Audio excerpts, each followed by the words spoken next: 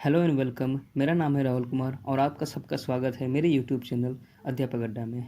तो आज शिक्षा विभाग के अपर मुख्य सचिव डॉक्टर एस सिद्धार्थ ने एक शिक्षा विभाग के द्वारा जो है नोटिस भेजा है, जिसमें जो है बिहार के शिक्षकों के शिकायत निराकरण से संबंधित ये नोटिस है। तो आइए चलिए नोटिस में देखते हैं। तो नोटिस में सबसे पहले आप देख सकते हैं यहाँ पे लिखा हुआ है डॉक्टर एस सिद्धार्थ, अपर मुख्य सचिव शिक्षा विभाग बिहार सरकार। दिनांक देख सकते हैं आप, आज का दिनांक है 25/6/2025 को, 25 जून 2025, पत्रांक 45। और जो है सेवा में जिला शिक्षा पदाधिकारी बिहार सभी शिक्षकों से प्राप्त विभिन्न शिकायतों के त्वरित निवारण के संबंध में यह देखा जा रहा है कि विभिन्न समस्याओं को लेकर शिक्षकगण सीधे राज्य मुख्यालय में आ जाते हैं। ज्ञात हो कि इस विभाग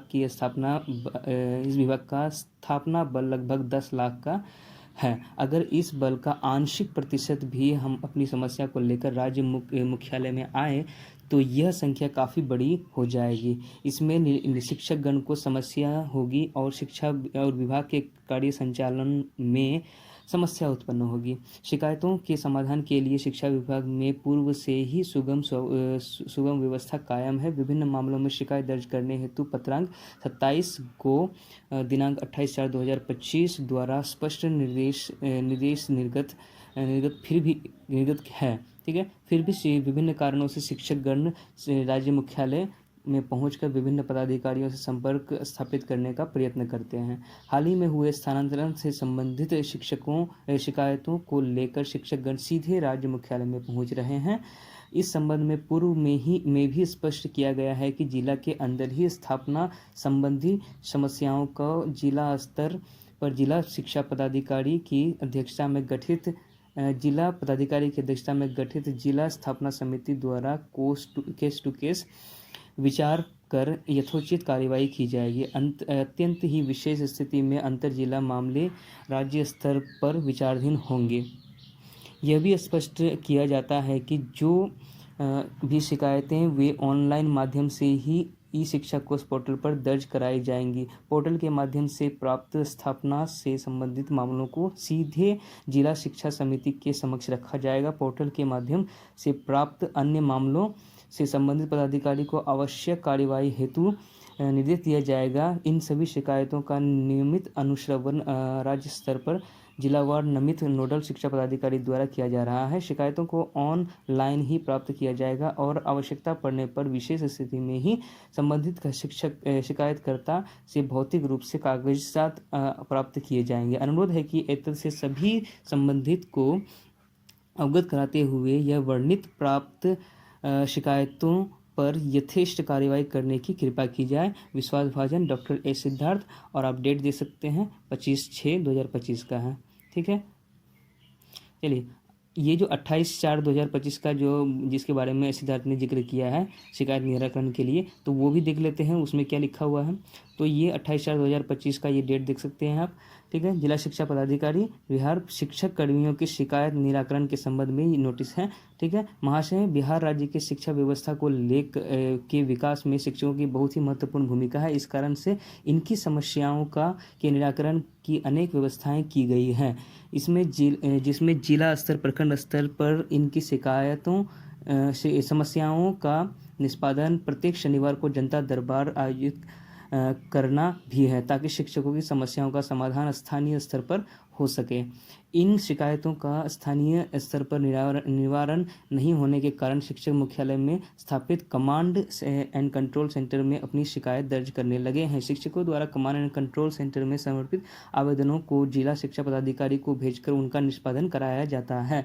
स्थानीय स्तर पर शिक्षकों की समस्या का निष्पादन नहीं होने के कारण बड़ी संख्या में शिक्षकगण राज्य मुख्यालय पहुंच जाते हैं एवं कभी कभी ऐसा देखा गया है कि पूरे परिवार सहित समस्या लेकर वरीय पदाधिकारियों से मिलने सचिवालय पहुंच जाते हैं। ठीक है, तो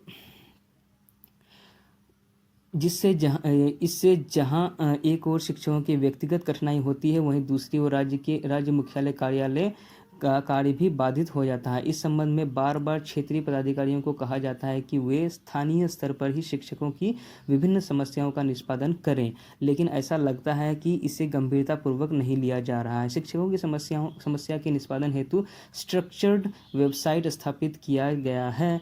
इनके अंतर्गत ई शिक्षा कोष पोर्टल पर शिक्षकों को शिकायत दर्ज करने हेतु विकल्प दिया जा रहा है। विभिन्न प्रकार की शिकायतों की सूची अनुलग्न के रूप में संलग्न है। जो भी शिक्षक राज्य सरकार के अधीन कार्यरत हैं वे अपने लॉगिन के माध्यम से अपनी शिकायत ई शिक्षा कोष पोर्टल के माध्यम से दर्ज कर सकते हैं। जिन विषयों के संबंध में शिक्षक अपनी शिकायत दर्ज कर सकते हैं वो निम्नलिखित है।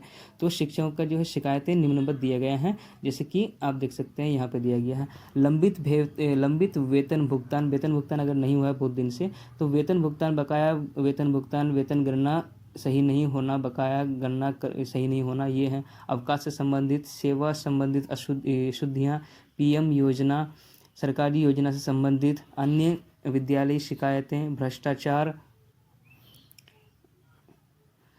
यौनाचार, प्रताड़ना, शिक्षकों के विरुद्ध शिकायत, स्थानांतरण से संबंधित शिकायत, आपात स्थिति सुझाव, ये सारी जो है शिकायतें जो है आप ये ई शिक्षा कोष के पोर्टल पे लॉगिन करके जो है आप ऑनलाइन इनकी शिकायत कर सकते हैं और जो है अपना निराकरण कर सकते हैं। ठीक है। सेवा संबंधित शुद्धियों में जो है वेतन शुद्धि, योगदान की अवधि शुद्धि, पदस्थापना के स्थान में शुद्धि, विषय में शुद्धि, जन्म तिथि में शुद्धि। जन्म तिथि वाला बात जो है अभी जो है TRD 3 के लिए बहुत ही इम्पोर्टेंट है, क्योंकि सबके जो है ई शिक्षा कोष में मैक्सिमम शिक्षक गणों के जो है जन्म तिथि जो है उल्टा कर दिया गया है, तो वो जो है सही किया जा सकता है इन्हीं के माध्यम सेवा संबंधी शुद्धियों में जाके। ठीक है।